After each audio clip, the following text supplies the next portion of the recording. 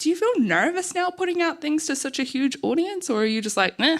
I'm just one joke away from getting cancelled. Like, this just feels like the most random, like basically it took me 5 years to get to 1,000 followers, and I felt legit. I was like, oh, I am a comedian now. Yes. And then I started posting reels mostly after my dad passed away, and I just wanted to go full pelt at my first show. And 3 months before the show, I started posting reels regularly, just so I'm like, hey, anyone outside my 1,000 followers, if you find this interesting, please come.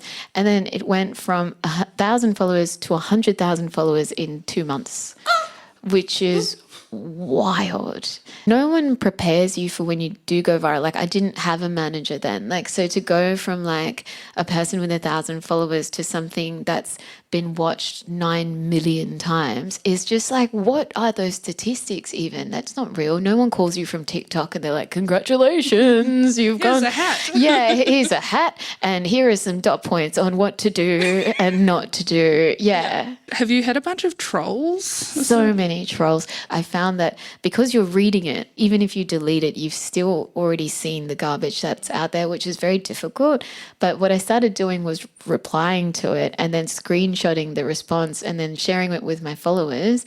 And I found that to kind of dilute the venom of it, because people say that it's like bots on there. It's not real people.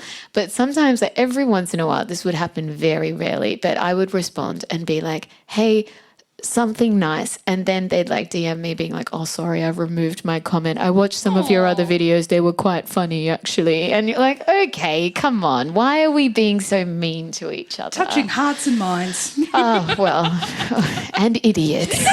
So, yeah.